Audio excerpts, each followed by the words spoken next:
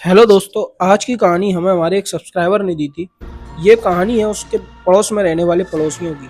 Guys, कई बार हमें कोई रीजंस की वजह से नए घर में शिफ्ट होना पड़ता है। वो रीजंस हो सकते हैं पुराना घर खराब था, पुराने मकान मालिक खराब थे, और जब हम नए घर में जाते हैं तो हर तरीके की छानबीन भी करते हैं। कितना साफ है, वहाँ के लोग कैसे हैं, वहाँ पहले कौन रहता था। लेकिन अगर आप ऐसे घर में शिफ्ट हो जाएं जहाँ कोई रहता नहीं था बल्कि कोई रहता है, तब आप क्या करोगे? आज की कहानी डरावनी है लेकिन सच्ची है, और ये कहानी है विवेक और उसकी फैमिली की। कहानी की शुरुआत होती है सन 1991 से, जब विवेक के पापा रोशन पुरानी जॉब को छोड़कर एक नई जॉब को ज्वाइन करते हैं। जब वो नई जॉब को ज्वाइन करते हैं तो उसकी वजह से पूरी फैमिली को शिफ्ट करना पड़ता है उत्तर प्रदेश के गाजियाबाद डिस्ट्रिक्ट में। अब विवेक जो था वो 8 साल का था उस वक्त, और वो अपने पुराने घर को छोड़ना नहीं चाहता था। लेकिन उसकी माँ और दीदी ने उसे समझाया तो वो शिफ्ट होने के लिए तैयार हो गया। नई फैक्ट्री जहाँ पर विवेक के पापा रोशन ने ज्वाइन किया था, उस फैक्ट्री के मालिक ने रोशन को रहने के लिए 2 BHK का एक फ्लैट भी दिया था। वैसे तो कहा जाता है कि वो फ्लैट 5 सालों से बंद था, लेकिन जैसे ही वो फ्लैट में शिफ्ट हुए उन्होंने देखा कि फ्लैट सच में काफी पुराना है। और जब विवेक की माँ उस फ्लैट में आई तो उन्हें इस फ्लैट में अजीब सी बेचैनी महसूस हुई। रोशन और उसकी पूरी फैमिली ही इस घर में उतना अच्छा महसूस नहीं कर रहे थे। पहला रीजन था पुराना होना, दूसरा रीजन उसकी माँ का अजीब सी बेचैनी महसूस होना, और तीसरा ऑब्वियसली विवेक नए घर में नहीं जाना चाहता था। लेकिन रोशन ने आसपास के सारे ही फ्लैट्स के बारे में पता किया तो उन्हें खाली होने में कम से कम 1 साल लग जाता। इसलिए विवेक के पापा रोशन ने डिसाइड किया कि अब वो इसी पुराने फ्लैट में ही रहेंगे। धीरे धीरे वो लोग उस घर में शिफ्ट होने लगते हैं, एडजस्ट होने लगते हैं। लेकिन कुछ दिनों के बाद उस घर में कुछ अजीब सी हरकतें होने लगी। वो लोग रोज उस घर के जाले साफ करते और अपने आप ही उस फ्लैट के किसी न किसी कॉर्नर में जाले अपने आप आ जाते थे। और इतना ही नहीं, जब रोशन और उसकी फैमिली सो जाती थी तो उसके फ्लैट में से किसी के कदमों की आवाज आती थी, जैसे कोई चल रहा हो। अब पहले दिन जब विवेक, वो छोटा बच्चा, जब बाथरूम में जाता है तो उसे एक जाले का निशान दिखाई देता है। लेकिन तब से लेकर ना जाने उस बाथरूम में कितनी बार पेंट हुआ था, लेकिन वो जाले का निशान बार बार आ जाता था। स्ट्रेंज चीज ये थी कि वो मकड़ी का कोई जाला नहीं था बल्कि जाले का निशान था। विवेक इन सारी चीजों को कनेक्ट करने लगा। क्योंकि वो बच्चा था, उसे जितनी बुद्धि थी उसने उन सारी चीजों को कनेक्ट करके वो ये सोचता है कि ये नॉर्मल नहीं है, ये शायद कोई भूत का काम है। ये बात उसने अपनी दीदी को बताई। उसने बताया कि मुझे ऐसा लगता है दीदी कि कोई ना कोई इस घर में रहता है हमारे अलावा। तो उसकी दीदी हंसने लगी और बोलती है कि जो भूत वगैरह कुछ नहीं होता है, तू पागल है क्या, ऐसी बातें मत किया कर। काफी दिन गुजर गए। विवेक के पापा रोशन काम के सिलसिले में पड़ोस वाले शहर चले गए और उसे अपनी फैमिली को छोड़ना पड़ा कुछ दिनों के लिए। अब घर में उसकी मम्मी, दीदी और विवेक, ये तीनों थे। अब एक दिन की बात है कि दोनों बच्चे रूम में सो रहे थे और उनकी माँ एक अलग रूम में सो रही थी। तभी रात के 1 बजे विवेक की माँ की नींद खुलती है। उस रात भी फ्लैट के अंदर से कदमों की आवाज आ रही थी, एक ऐसी आवाज जो चलने के साथ साथ सांस लेने की भी आवाज आ रही थी। मतलब सोचो कितना डरावना रहा होगा।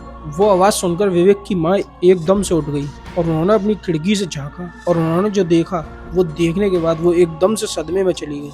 क्योंकि जैसे ही वो खिड़की के पास गई उन्होंने देखा कि एक इंसान उसी खिड़की के दूसरी तरफ खड़ा है और उनके घर के अंदर झांक रहा है। उन्होंने अपना होश संभाला और सोचा कि शायद कोई चोर घर में घुस आया होगा। विवेक की माँ ने एक हाथ में लैंप लिया और एक हाथ में टॉर्च, और जैसे ही उसकी माँ वापस से हिम्मत करके वो सामान लेकर उस खिड़की के पास जाती है और टॉर्च जलाती है तो उसके होश उड़ जाते हैं। क्योंकि वो आदमी, उसका चेहरा एकदम जला हुआ था और उसके होंठ बीच से पूरी तरह से कटे हुए थे। और जैसे हम लोगों के 2 होंठ होते हैं ना, उसका सिर्फ नीचे वाला होंठ था, ऊपर वाला था ही नहीं। उसके कंधे की हड्डियां तक दिखाई दे रही थी।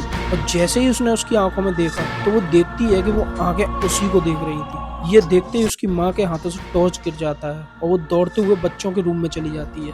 सारी लाइट्स ऑन कर देती है और वो कांपने और रोने लगती है डर की वजह से। माँ को डरा हुआ देखकर विवेक की बहन ने तुरंत सिक्योरिटी गार्ड को बुलाया, और जब वो गार्ड घर में आया तो माँ ने उसे पूरा किस्सा बताया कि घर में क्या हुआ, विंडो पर क्या दिखा। ये सुनकर गार्ड भी घबरा गया। लेकिन फिर जब वो गार्ड घर में गया और विंडो की तलाशी ली, विंडो के पास गया तो वहाँ कोई नहीं था। उस दिन के बाद कुछ दिनों तक कुछ भी नहीं हुआ, सब नॉर्मल था। इसलिए उसकी माँ ने और उन बच्चों ने ये एक बुरा इंसिडेंट, बुरा सपना सोचकर भूल जाना सही समझा। लेकिन कुछ दिनों के बाद वापस से रातों में किसी के चलने की आवाज और छत से टक टक की आवाज धीरे धीरे बढ़ने लगी। उसके बाद और भी ज़्यादा डरावने इंसिडेंट होने लगे। कोई भी जब वॉशरूम यूज़ करके आता था तो वो अपने नल को बंद करके आता था, लेकिन जब भी कोई बाहर आता था वो नल वापस से चालू हो जाते थे। और सिर्फ बाथरूम का ही नल नहीं, पूरे घर के नल चालू हो जाते थे और उनमें से निकलता था खून, जिसमें से आती थी बहुत ही गंदी बदबू। वो लोग स्विच जलाते भी नहीं थे और लाइट अपने आप जल जाती थी, और जब स्विच जलाते थे तो लाइट बंद हो जाती थी।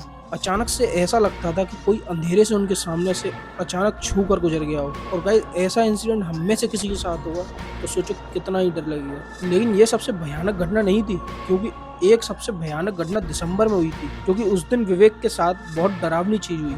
दिसंबर यानी ठंड का मौसम, और उसी वजह से बाहर बहुत ज़्यादा ठंड थी। तो विवेक और उसकी बहन मॉस्किटो नेट लगाकर सो रहे थे। तभी अचानक से बाथरूम का बल्ब जलता है और उस लाइट की वजह से विवेक की नींद खुल जाती है। और जब विवेक की नींद खुलती है तो वो अपने बेड पर कुछ हिलता हुआ महसूस करता है। उसे ऐसा फील होता है कि जैसे उसके बेड के नीचे कोई है, कुछ सांप जैसा चल रहा है, और उसे आवाज भी आ रही थी। फिर उसने अपनी दीदी को जगाने की कोशिश की, लेकिन वो हिल भी नहीं रही थी, मानो जैसे किसी ने उसके ऊपर जादू कर दिया हो। उसके बाद विवेक ने एक ऐसा मंजर देखा जिससे उसकी रूह कांप गई। उसने देखा कि बेड के पीछे एक जला हुआ हाथ पड़ा हुआ है, और जैसे ही विवेक उस हाथ को देखता है तो वो हाथ धीरे धीरे बड़ा होते हुए उसके पास आने लगता है। और गाइस, वो हाथ किसी जिंदा इंसान का हाथ नहीं था। उस हाथ में सिर्फ 3 मोटी उंगलियां थी, जिसकी स्किन जलकर पिघल रही थी और उसमें से स्मेल भी आ रही थी। और वो हाथ धीरे धीरे विवेक के सर के पास आया और उसके सर को ऐसे सहलाने लगा जैसे मानो उसे सुलाने की कोशिश कर रहा हो। और ये देखकर विवेक बहुत ज्यादा डर जाता है। अब वो हाथ विवेक को कितना भी सुलाने की कोशिश करे, लेकिन विवेक को नींद नहीं आने वाली। उसका शरीर पूरी तरह से जम गया और विवेक पूरी कोशिश कर रहा है उस हाथ को हटाने की, लेकिन वो चाहकर भी नहीं हटा पा रहा। कुछ देर बाद वो हाथ अपने आप वहां से चला जाता है, और जब तक वो हाथ वहां से गया नहीं, विवेक अपने मुंह में कंबल कसकर दबाए हुए था। डर के मारे उसने बेड पर ही टॉयलेट कर दिया था। पूरी रात उसे महसूस होता रहा कि उसके बेड के नीचे कोई रेंग रहा हो, लेकिन डर के मारे वो हिल भी नहीं रहा था। अगले दिन विवेक ने इस इंसिडेंट के बारे में घर वालों को बताया, और अब उसकी फैमिली ये चीज समझ चुकी थी कि विवेक ने जो पहले बताया था कि ये फ्लैट भूतिया है, वो गलत नहीं था, क्योंकि बच्चों को और कुत्तों को ऐसा माना जाता है कि भूत दिखाई देते हैं। ये जानने के बाद कि विवेक के साथ क्या हुआ, उसकी मां ने तुरंत अपने हस्बैंड को बताया। फिर विवेक के पापा वापस आए और पूरी फैमिली एक गेस्ट हाउस में शिफ्ट हो गई। कुछ दिनों के बाद उन्हें पता चलता है कि उस फ्लैट में उनके साथ जो भी हो रहा था वो आखिर क्यों हो रहा था। दरअसल गाइस, 5 साल पहले यहाँ पर एक केमिकल इंजीनियर रहता था, लेकिन एक बिजनेस ट्रिप के दौरान उसका भयानक एक्सीडेंट हो गया। उसकी मौत की खबर सुनकर उसके पिताजी को इतना बड़ा सदमा लगा कि जिस दिन उसके बेटे की लाश उस घर में आने वाली थी, उसी दिन उसके पिता ने बाथरूम में अपने आप को आग जलाकर मार दिया। और इसी वजह से बाथरूम की दीवारों पर वो जलने का बड़ा सा निशान था, जिसे हम जाला समझ रहे थे। अब वैसे तो बाप और बेटा को दोनों को अंतिम क्रिया एक साथ की गई थी, लेकिन बदकिस्मती से विवेक की फैमिली उसी फ्लैट में आती है, क्योंकि उससे पहले तो वो घर हमेशा बंद रहता था। लेकिन क्योंकि विवेक के पापा रोशन ने ये दरख्वास्त की थी फैक्ट्री मैनेजर से कि अगर हमारे पास पैसे नहीं है तो हम चाहते हैं कि कंपनी जो भी घर हमें देगी हम उसी में रह लेंगे, क्योंकि कंपनी कोई हाई क्लास घर नहीं देना चाहती थी, तो ये कॉम्प्रोमाइज करते हुए उन्होंने ये फ्लैट दिया था, जो सस्ता तो पड़ा लेकिन उनके दिमाग के स्ट्रेस, उनकी जान, इन सब के लिए महंगा पड़ गया। एंड गाइस, ऐसा माना जाता है कि जो आदमी मरा था आग लगाकर, वो उस दिन से उसी घर में भटकता है और अपने बेटे को ढूंढता रहता है और जानने की कोशिश करता है कि उसके बेटे को किसने मारा, जबकि वो एक इंसिडेंट था। आत्माओं पर हमारा बस नहीं चल सकता, लेकिन हमारी जिंदगी पर तो हमारा बस चल सकता है ना। कई बार ऐसे सिग्नल्स हमें मिलते हैं, हिंट्स मिलती हैं, जिससे हमें समझ जाना चाहिए कि जो हो रहा है वो नॉर्मल नहीं है। आपको क्या लगता है, ये कहानी कितनी सच्ची है, ये कमेंट सेक्शन में जरूर बताना। ये कहानी हमारे एक सब्सक्राइबर ने दी थी। आई होप ये कहानी आपको अच्छी लगी होगी और ये जानने को भी मिला होगा कि अगर आप किसी दूसरे फ्लैट में शिफ्ट होते हैं तो आपको बहुत सारी चीज़ें देखने की ज़रूरत है। इसके अलावा आपके पास कोई और कहानी हो या रियल इंसिडेंट हो, कोई रियल एक्सपीरियंस हो, तो हमें ज़रूर शेयर करें। अब वक्त आ गया है इस स्टोरी के एंड करने का, और जाते वक्त एक ही बात कहूँगा, तैयार रहना अगली कहानी के लिए। एक रेलवे टनल की हॉन्टेड स्टोरी बहुत जल्द आने वाली है, तो उसके लिए जुड़े रहिएगा। मिलते हैं अगली वीडियो में।